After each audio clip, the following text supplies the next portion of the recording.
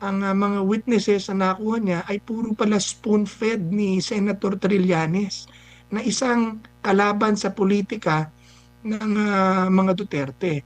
So, that proves that politically tainted yung pagkakaso kay President Opo. Duterte at saka binaboy talaga, sorry for the word, ang sistema, ang batas, ang hudikatura, ang justice system dito sa Pilipinas ng pagkakadampot, illegal na pagkakadampot at pagpapakulong kay Pangulong Duterte.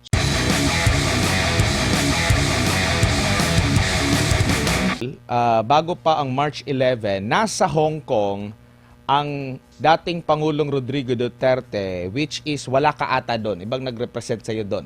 Nandun, ka, nandun kami noon during that time.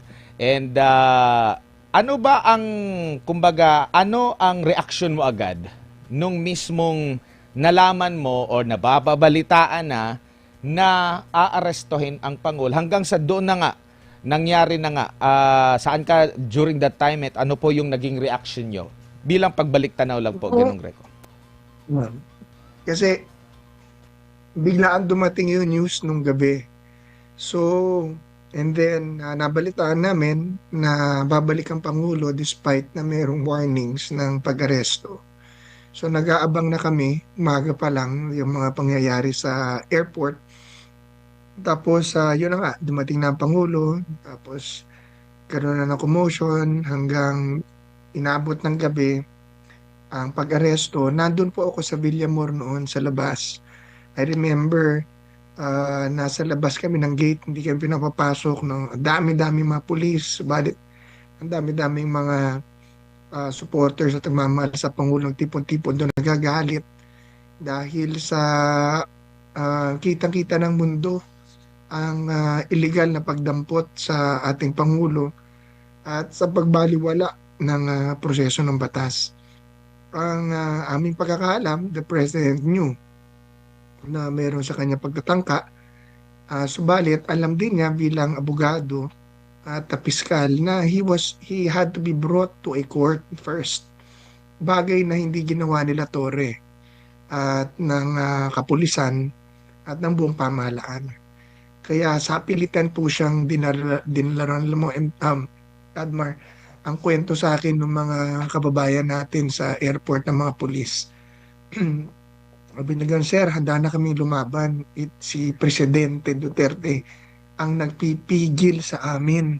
Sabi nila, huhubarin na namin sana ito aming mga pangtaas na uniforme at lalaban na kami.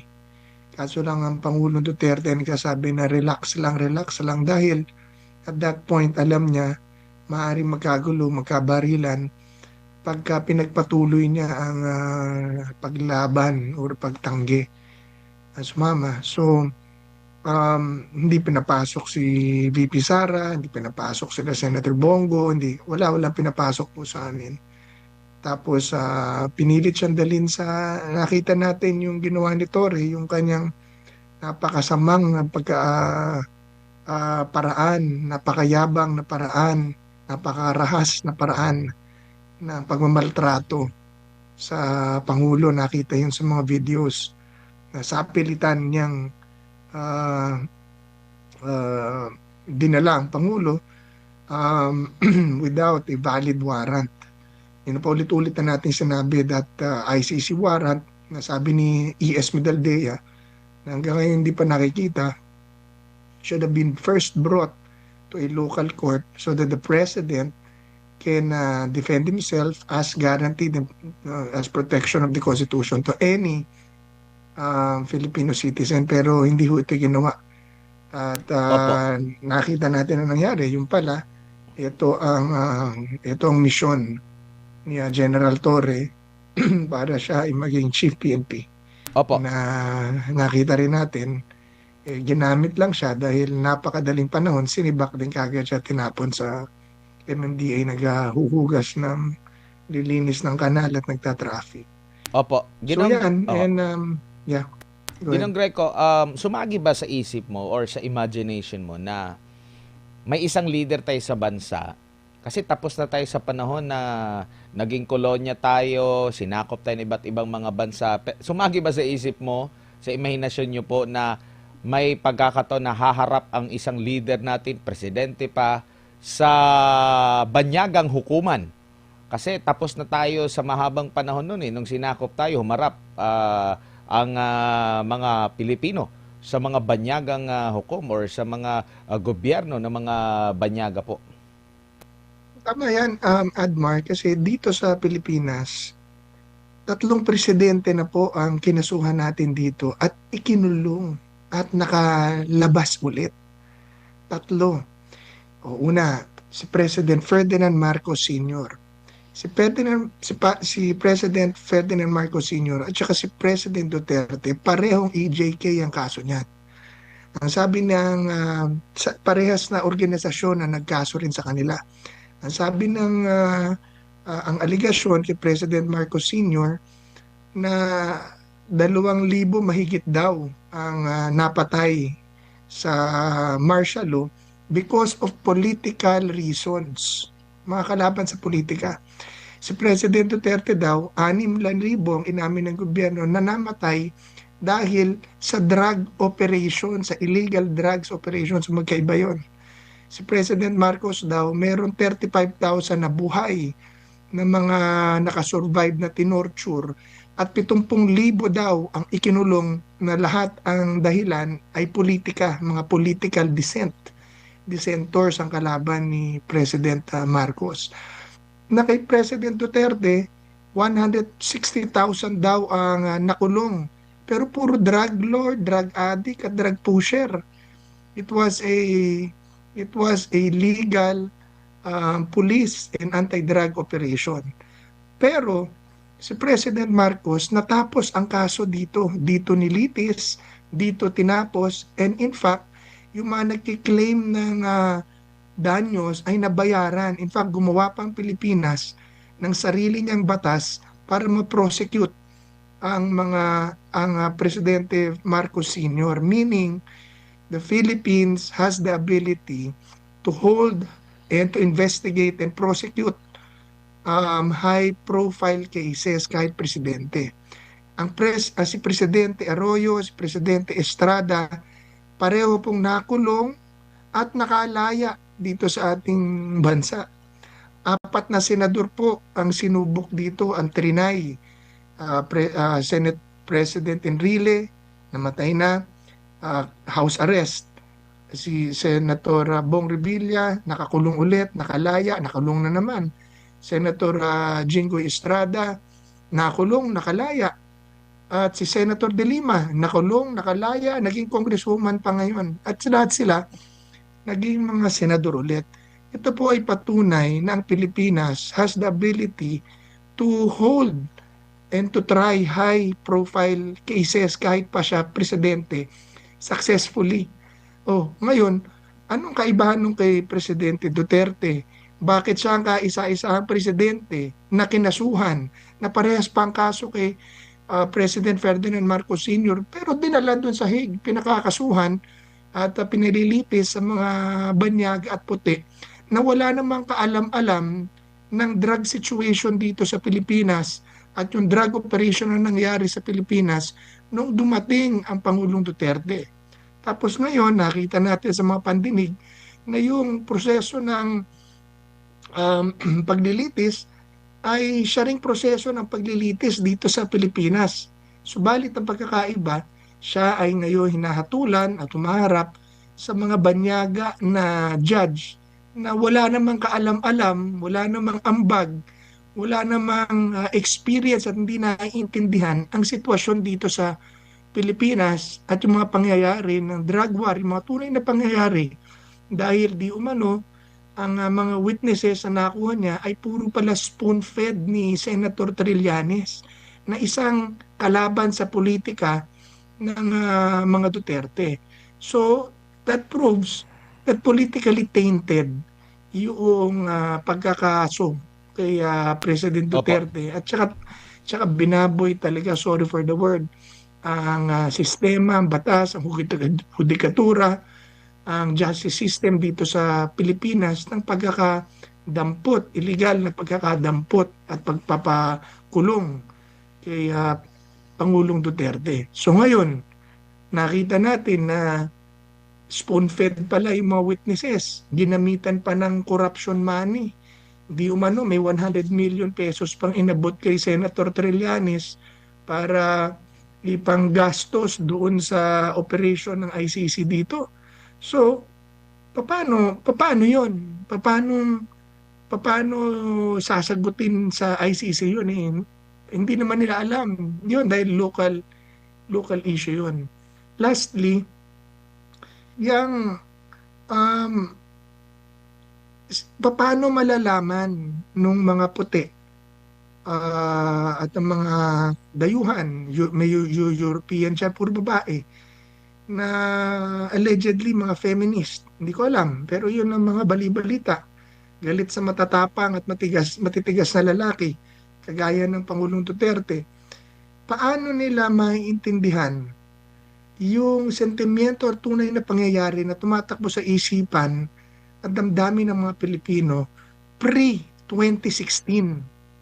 Alam ba nila na nung bago dumating ang Pangulong Duterte, ayon sa datos ng PDEA at Dangerous Drugs Board mismo, 92% ng barangay sa Metro Manila drug affected. 100% of all heinous crimes committed are drug related. Alam ba nila na araw-araw napapanood natin sa TV, sa mga news, ang karumaldumal na krimen na ginagawa ng mga taong involved sa droga, nire-rape ang lola, pinapatay ang pamilya, sinusunog ang bahay, karumal-dumal na krimen na tayong mga Pilipino, takot na maglakad-lakad sa kalsada ng gabi, lalo na kung may mga babae, dahil merong drug addict doon sa kanto na hawak ng mga pulis. Alam din po ba nila ang report na ang sindikato ng droga dito bago dumating ang Pangulong Duterte, pasok na ang mga politiko, ang mga pulis, ang mga judges, narcopolitics na, hindi mahuli na yung mga kapitan. Tanungin po ng ating mga kabayan, ng mga kapitan nila, nagrereklamo dahil yung mga hinuhuli nilang pusher at user nauna pa umuwi ng barangay kaysa sa kanila pagkatapos silang hulihin. Samantalang ang hirap-hirap manghuli. Hindi ko naiintindihan ng mga hukom yun. Isang bagay, Opo. hukom dun sa ICC, isang bagay na naiintindihan ng bawat isang Pilipino dito sa Pilipinas dahil nangyari sa atin. Opo, at hindi porket hindi masusunod o nasusunod yung kanilang gusto o gusto ng mga nangaakusa hindi na umiiral ang justice system. Kasi parang ganun yung nakikita nila eh. Na pag hindi pabor sa kanila, pangit o hindi gumagalaw o hindi gumagana ang justice system. No, hindi ho totoo yun. Talaga may mananalo at may matatalo sa korte. Depende sa ebidensya. Pero yung para sabihin mong hindi gumagana ang justice system, wala silang katibayan doon dahil as I have said, 3 presidente, tatay niya mismo ang nilitis, hinatulan dito mismo sa Pilipinas. 2 presidente pagkatapos noon at 4 na senador. So, hindi totoo na hindi kaya, na hindi nagwo-work ang justice system. Matagal lang. At saka Opo. corrupt. Gaya ngayon. Di Mm-mm. ba yung ang laki-laki ng issue sa flood control, sa corruption, na nawawalang pera. Nung lumabas ang mga witnesses na sundalo, aba, yun ang iniimbestigahan. Imbis na imbestigahan yung mga sinabi nila, ang iniimbestigahan yung mga nag-witness. Yun ang tinatakot, yun ang iniipit. Yun problema dito sa Pilipinas. Pero, pagka sinabi mo na kaya ba ng justice system natin? Yes, mahirap lang, pero kaya. Ang nakikita rin natin dito sa pangangalap ng kanilang mga investigasyon at sinasabing ebidensya, pumunta rin naman sila dito. Hindi pa malinaw kasi tinatanggi ng gobyerno na nakipag-ugnayan pero nabuko na nakipag-usap pero kung susumahin mo, pumunta pa rin sila dito. So anong kaibahan kung sasampan siya ng kaso rito, ang kapangyarihan ng gobyerno na ginamit nila, na nakita natin nung ginamit nila doon sa paghatid mismo ng dating Pangulo sa ICC, kung yun ang gagamitin nila para makapangalap ng ebidensya, nakikita nilang may ebidensya, hindi po ba mas ano yun, kapani-paniwala? Tama po yan. Kaya hindi tayo makaasa ng hustisya doon dahil hindi natin maasahan na magiging buo ang kwento doon. Kahit ang husay-husay ng pagkakadepensa ni Attorney Kaufman at pagkakapresenta doon sa presentation of charges. Ang aking tanong doon, naiintindihan ba ng mga puti ito? Kasi alam mo, iba ang kultura at pag-iisip ng Pilipino kumpara sa mga Westerners. Sila po doon, black-black, white-white. Sa Pilipino, hindi po ganun. Meron tayong hiya. Kahit mali, pero hindi natin sinasabing mali dahil yung yes natin minsan no. Yung no natin minsan yes. Dahil nahihiya tayo mangbastos. Yun po ang puntos ko. So, ang pagtiningnan nila na, well, totoo bang, kunyari, yung sinasabi, ang kasi ang pinupuntos nila ron, hindi, state-sponsored killing yan eh. Kahit naiintindihan natin na yung mga bigkas, yun ang ebidensya nila eh, yung mga salita ng Pangulong Duterte, naiintindihan natin na these were warnings, strong warnings against drug lords and gangsters and corrupt officials. Hindi ito isang order na patayin nyo lahat yan. Ang lagi niya sinasabi, kung sisirain nyo ang aking bansa, papatayin ko kayo. Pero pagka sinabi mo sa puti iyon, ano sabihin ng puti, patay, papatayin daw. Pero pagka napakinggan niya ng mga Pilipino, hindi yun ang ibig sabihin nun. Ang ibig sabihin nun, huwag mong gawin yung masama at yung krimen dahil mapapahama ka or baka ikamatay mo. Which is effective. It was effective. It did the job, sir. It did the job. Ang daming mga drogista at mga korap na tumigil sa kanilang operation. Ang daming nagbagong buhay.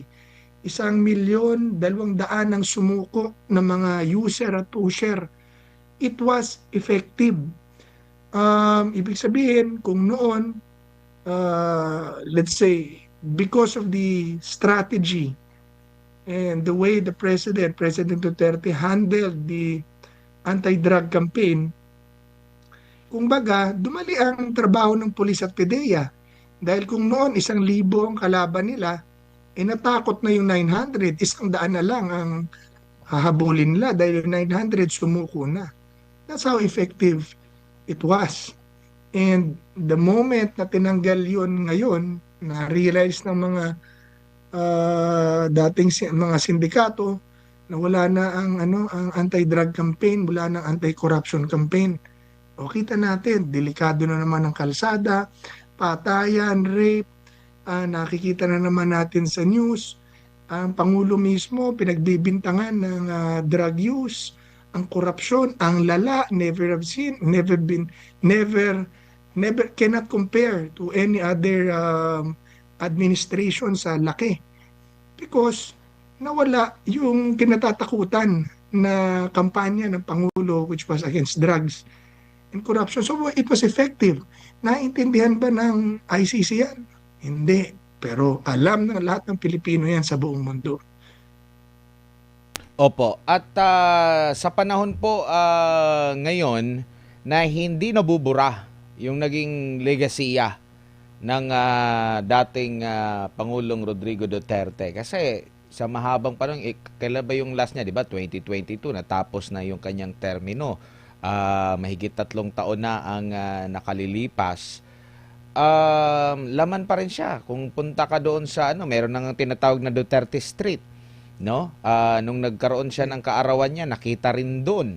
Wala yung celebrant pero grabe yung suporta. Tingin ninyo itong mga bagay na ito na pagmamahal ng taong bayan sa kay dating Pangulong Rodrigo Duterte ay senyales na approve sa mga tao ang kanyang klase ng pamumuno at taliwas doon sa mga ipinipinta laban sa kanya? Tama.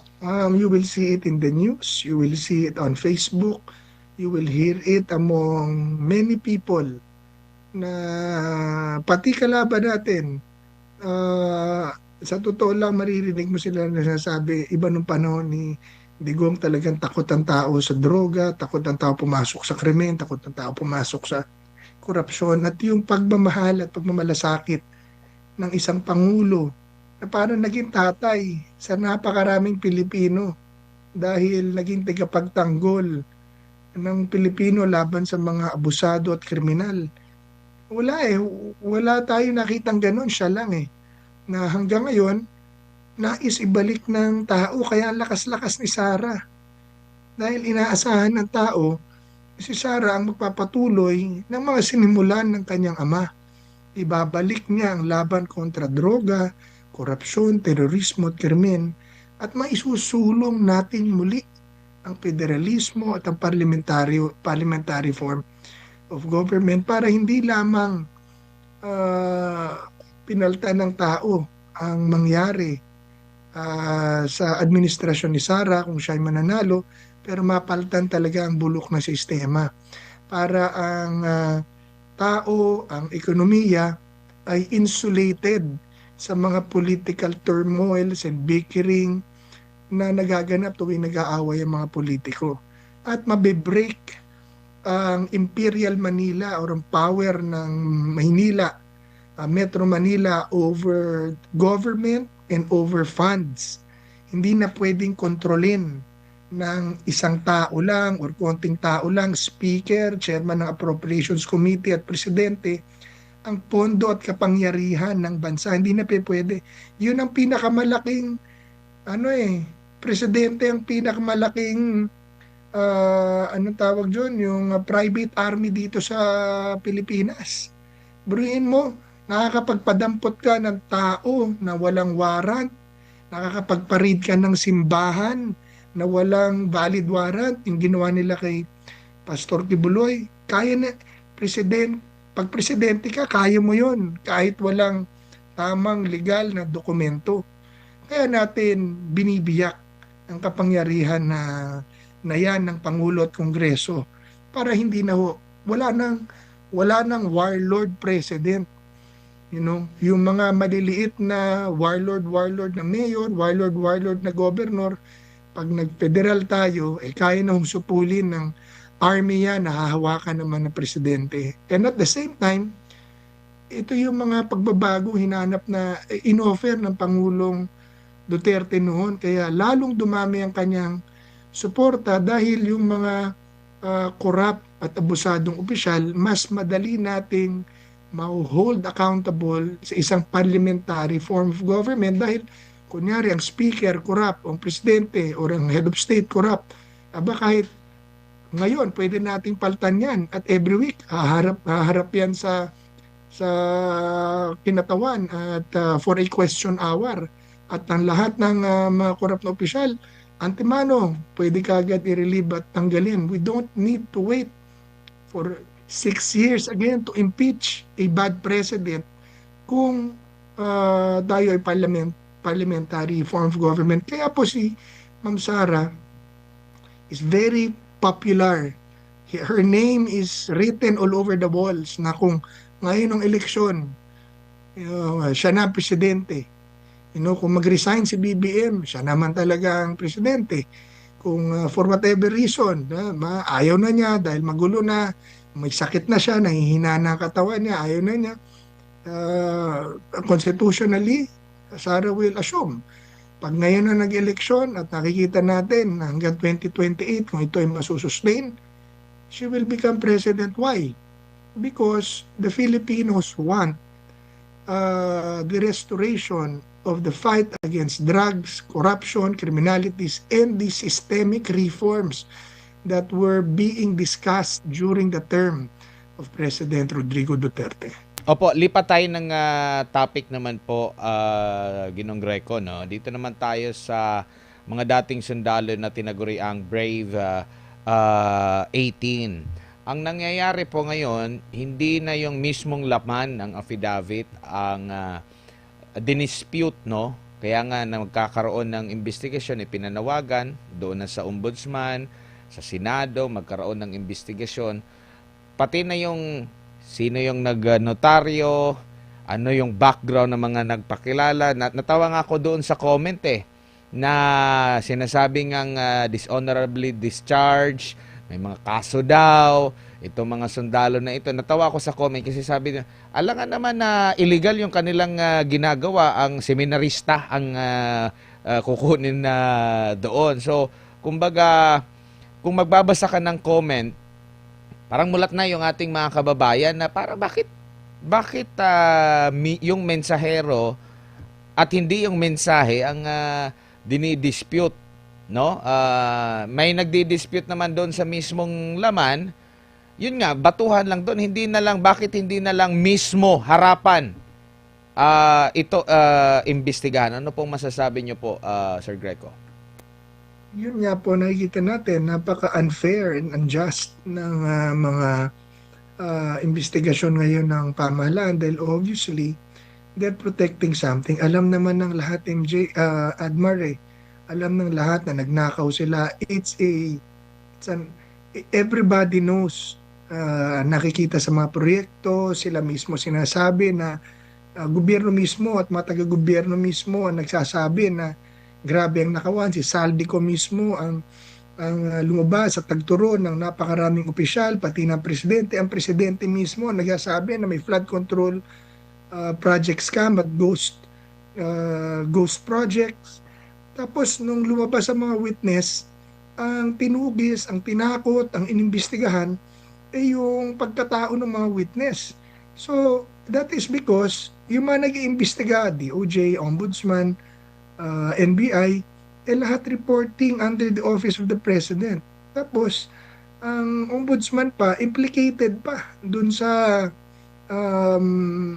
kaso na isinampa ng 18 Marines. So, talagang ang problema natin dito, hindi natin talaga maaasahan na ang ating korte o ang ating gobyerno para gawin ang tama ang investigasyon. Kaya po aking minungkahi na bumuo ang Pangulo ng isang Truth and Justice Commission na patatakbuhin at kabibilangan ng mga expert, ng mga abogado at investigador na open ang investigation, na ang pagre-report ay diretso sa tao. Hindi na natin aasahan na ito ay gawin or ang hirap ng pagkatiwalaan, let's say, ng NBI, ng DOJ, because they are all under the Office of the President. And the President himself is being accused. So this has to be a People's Council na nagre-report yung mga investigador, bigyan ng kapangyarihan magsumbina, mag-contempt, at gawing bukas ang investigasyon katuwang ng Blue Ribbon Committee. Pero hindi dapat yung mga na-implicate na mga senador at congressman, hindi dapat bigyan or dapat mag-inhibit sa investigasyon, habang ang ombudsman naman ay magsagawa ng lifestyle check sa lahat ng mga implicated o nasa mga listahan. Lifestyle check para makita kung tama ba ang commensurate ba ang kayamanan ng mga politiko sa kanilang sweldo at kinikita or anuman kung may negosyo. Karamihan wala. And then malalaman na kagad kung sino ang nagsasabi ng totoo. Hindi yung may murder case itong mga to. Natural sundalo yan. Nag-ooperate yan, nakakapatay yan pagka napapasubo pagka nag-hunting ng mga terorista at NPA yan, lumalaban yun, nakakapatay yun. Siyempre makakasuhan ng murder yan. Ang murder, talagang normal na kaso sa sundalo yan na nag-ooperate. So bakit gagawing issue yun? Secondly, ang issue rito from the beginning, na inaangkin nga ng Pangulong Marcos na siya ang nagsimula ay korupsyon. Hindi whether or not yung mga sundalong yan ay Marines or tunay na sundalo, hindi yun ang primary issue. Ang primary issue ay nag-deliver ng mali-malitang pera, nag-ghost project at pinagkakitaan ng mga politiko, congressman, presidente daw, speaker daw, opisyal ng gobyerno, matataas opisyal ng gobyerno at mga sindikatong kontraktor ang mga proyekto ng gobyerno. So nililihis talaga nila dahil obviously may political angle na pinagtatakpan. This is a political case eh. Kaya nga sinasabi ko dapat gumawa ng isang independent talaga truth and justice commission of experts who will report directly to the people. Ganon. Oo, at ang nakakatawa nga dito para sa mga netizen, pati yung nagnotaryo nga pinatawag kasi inakusahan na binayaran daw siya para nga po rito, no? At kini-question pa yung kanyang pagiging abogado. Napunta tayo doon sa mga ano na yun, hindi mismo doon sa pinaka-istorya, bakit hindi iyon agad-agad? Kasi mayroong mga mayroong mga larawang ipinakita at first hand yung mga information. Di ba noong last time meron din naman silang dinala doon ng mga sinasabi nilang witness doon sa Senate Blue Ribbon Committee. Ngayon, mabigat yung mga akusasyon, handa silang maglabas ng mga tawag nito ng mga patunay. Yun nga, marami pong mga nangyayari na at sinasabi din nila na nagkakaroon na po ng mga pagbabanta sa kanilang buhay. Totoo po yun. Because these people have everything to lose by coming out. Lahat ng mga sundalong yan, what do they have to gain? Ginawa na nila yung trabaho na nag-deliver sila ng pera, sinecure nila yung tao, sinecure nila yung trabaho. They have nothing to gain. Who's gonna pay them? Nobody's paying them. They're doing this because they love the country and nakita nila, na-realize nila na naloko pala sila. Ginawa pala sila, kinansakapan pala sila para gumawa ng masama at magnakaw. Sila pala ang nag-deliver nun. Hindi nila alam when they were just following orders. Kaya ho, masyadong obvious itong ano ba to, yung pagmi-mislead ng mga senador ni Senator Ping Lacson. Imbes na, alam mo, parehas kaming investigador eh. Siya police, ako PACC, corruption, siya droga or crime. Ang iniimbestigahan namin, yung sinasabi ng witness, yun ang una mong iniimbestigahan, you take it at face value. Naniniwala ako sa witness or hindi, pakikinggan mo lang yun. And then you will start to ask for evidence. Hindi mo titirahin kaagad yung personalidad nun o yung background nun, saka na yun. Pang-technical yun, pero ang hinahanap mo muna ay yung storya. Totoo, alin dito ang nagsasabi ng totoo ayon sa mga ebidensya. Siya ang banat niya kaagad. Ang layo pa ng mathematics. Nakakatawa yung kwenta niya na imposible na na biyahe ng 805 billion pesos na pera, sobrang dami. Ay, hindi naman, ano yun, kung ang assumption niya, dineliver na sabay-sabay yun, tama siya, talagang 8 metric tons. Pero period of 3 years yun eh. Di ba? Tapos, sinasabi niya, there will be a bank run, assuming na sabay-sabay nilabas yun. Ibig sabihin, it doesn't make sense. Dahil nga, gumagawa na kagad siya ng conclusion nang hindi pa nag-iimbestiga, which is unbecoming of a investigator. Kahit na sinong investigador sa pulis, ang gagawin nun, pag dinala mo sa presinto yan, ano nangyari yan? Pangalan mo, ako ito nangyari, kailan? No? Pinagsasalita mo yung yung ano, yung witness o yung nag-aakusa or whatever, kasi kinukuha mo yung impormasyon at saka mo hinihingi yung ebidensya. Saka mo naman hihingin yung kabilang panig. O ano masasabi mo rito? Sagutin mo to. Totoo ba to? Di ba? Asa na yung ebidensya na hindi ka parte dyan o wala kang ibinigay na pera? Ganun ang tanungan. Hindi yun, ano yan, may kasong murder yan. Hindi yan Marines. Hindi lahat yan Marines. Hindi yun ang issue eh. Pero yun ang ginagawa ng issue kasi nga palusot, nagpapalusot. Kaya nakakainis dahil kitang-kita ng lahat ang ginagawa nilang palusot dahil nabubuko sila mismo eh. Ganun. Opo.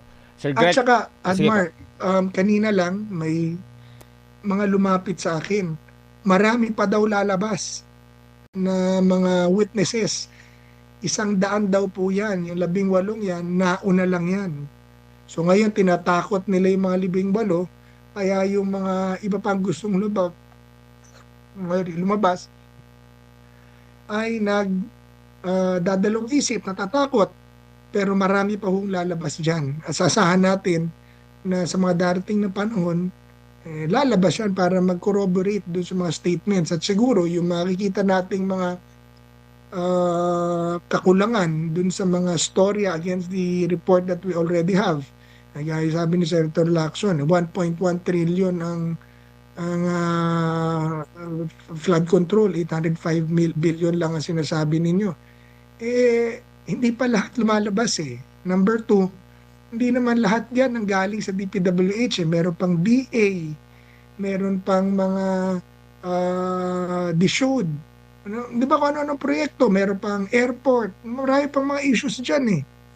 So, lahat yan pinasok nila na hindi pa naiimbestigahan. Hindi natin alam.